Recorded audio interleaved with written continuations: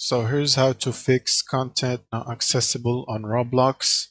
When you try to play an experience, click on play and you get errors like this, or even not authorized to join this experience. So what you simply need to do is click more, go to the settings, privacy and content maturity, click on it,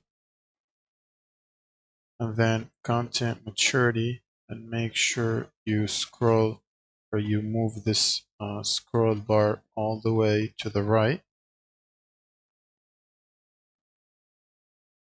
You can keep it at moderate if you want, and then when you go back and try to play the experience again, it should let you connect or join without any problems.